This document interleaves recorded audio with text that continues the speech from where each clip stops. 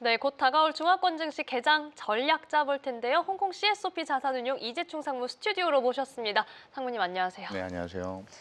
저희 방송 출발한 게 8월 말이었는데 어느덧 진짜 겨울이 됐습니다. 네. 내일 또 이제 서울이랑 이쪽에 눈이 또 많이 온다고 하고 네. 저희가 이제 1년을 점점 마무리하는 그런 시점에 있는데 올해 또 중화권 증시를 돌아보면 특히나 상무님께서는 지난 1년을 돌아보면 어떠실지 좀 궁금하기도 해요. 뭐 시장이 많이 반등을 해주기도 했고 업종별 섹터별로도 이제는 우리나라 투자자 입장에서도 중화권에 주목할 만한 키포인트들이 참 많구나 그런 한 해이지 않았나 싶은데 네. 상무님이 보시기엔 좀 한 해 어떠신가요?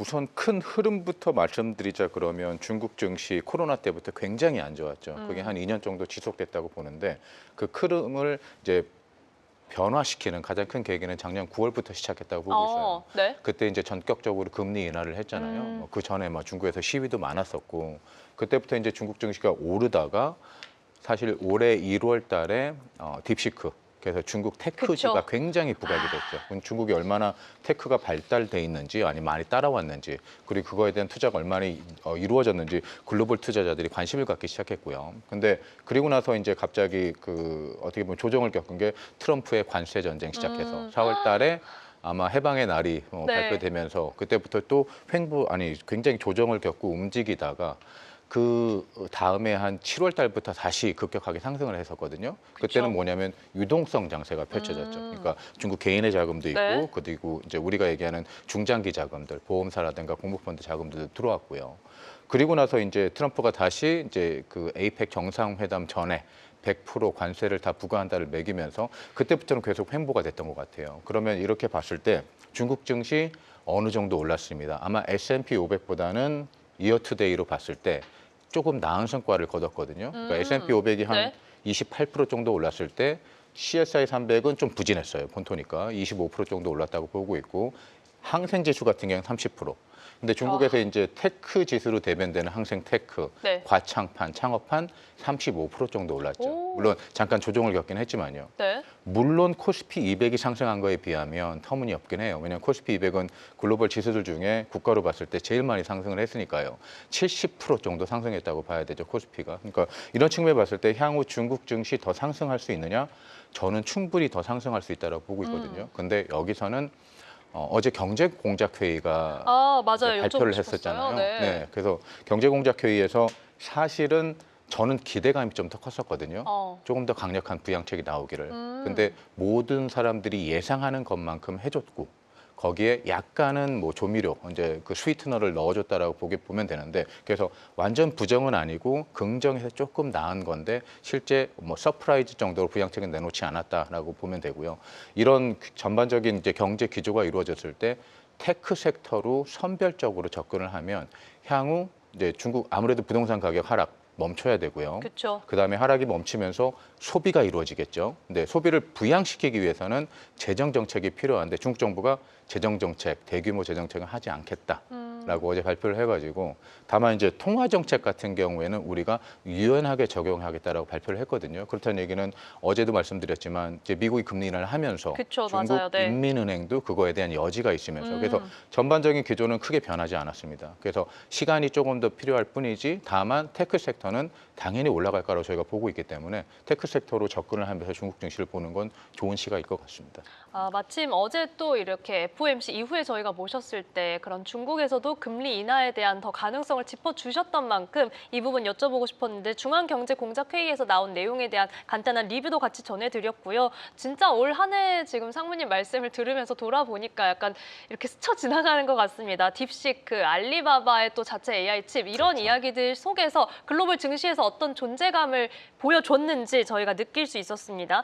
자, 앞으로도 상승 여력이 있다. 또한 테크주에 대한 주목 갖자 이 얘기를 또 해주셨는데 그렇다면 결국은 이런 내년도에도 증시 상승을 이끌어준다면 그 요인은 아무래도 테크 섹터에 있는 건가요? 또 어떤 부분들 저희가 좀 주목할 수 있을까요? 저는 사중 전회에서 발표된 내용, 그러니까 2035년까지 우리가 중진국 수준으로 만들겠다. 그 내용에 주목하고 싶습니다. 그래서 거기서 했던 거는 이제 첨단 산업에 대한 플랫폼, 시스템을 구축하겠다. 거기에 기술 자립화를 가속하겠다.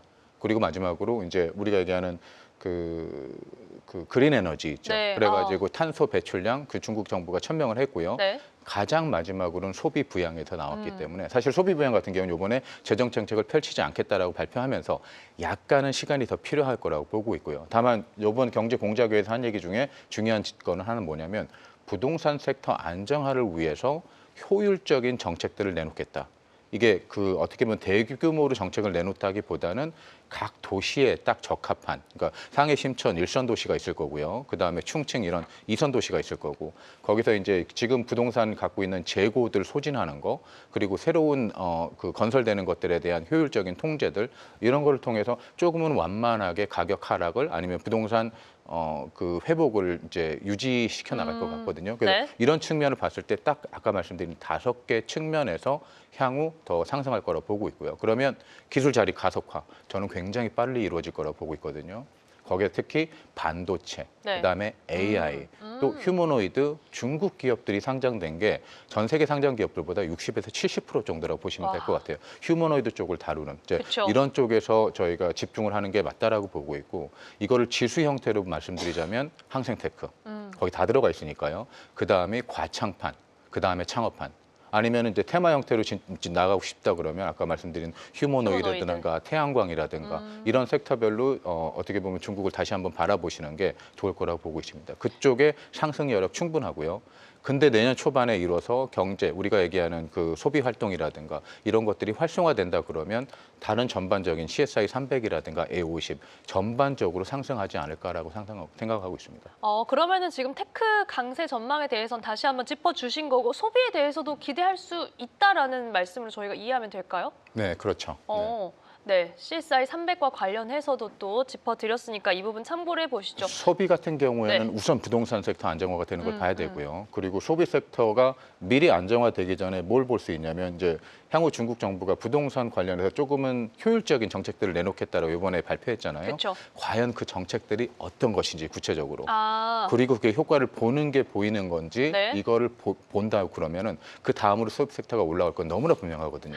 왜냐하면 부동산이 떨어졌을 때 소비를 지갑을 열지 않을 거기 때문에 그 하락이 멈출 때 아니면 그 전에 선행해서 움직일 거라서 그런 것들을 신호로 한번 바라보시는 것도 괜찮죠. 결국은 부동산에 대한 디테일한 처방이 좀 필요한 시점입니다. 여기에 또 사실 시장에서 주목하는 게 미중 관계도 중요하잖아요. 내년도는 그렇죠. 좀 어떨까요? 지금 딱 이 순간에서 말씀드리자 보면은 이제 시진핑이랑 도널드 트럼프랑 정상회의 한 다음에 이행되고 있는 모습들이 보이고 있잖아요. 중국에서 미국의 대두 수출이라든가 네. 아니면 휴토리 수출에 대해서 인가를 낸다든가 그리고 원래 합의된 내용에서 계속 보이기 때문에 지금 현재 단계에서는 나름대로 양호한 수준을 유지할 거라고 보고 있고요. 하지만 길게 봤을 때는 두 국가 간의 대립 관계 계속 지속될 거라고 보고 있습니다. 근데 이게 무역 전쟁까지 치달을 정도, 왜냐하면 한번 해봤기 때문에 서로 피해가 크다는 걸 파악을 했죠. 특히 미국에서 히토류 관련 카드도 가지고 있고요.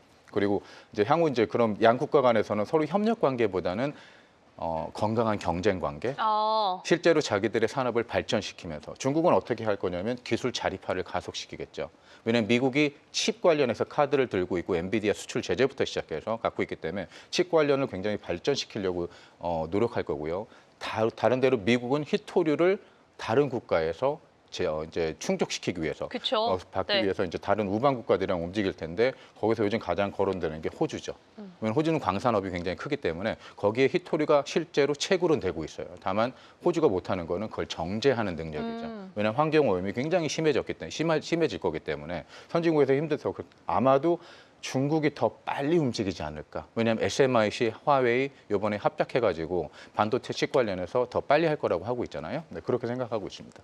네, 이렇게 저희는 올 한 해 리뷰 그리고 내년도 전망까지 함께 전해드렸습니다. 내년도에도 특히나 테크는 또 주목할 수 있다는 점도 투자 포인트로 삼아가시면 좋을 것 같네요. 홍콩 CSOP 자산운용 이재충 상무님과 함께했습니다. 상무님 오늘 말씀 고맙습니다. 네, 감사합니다.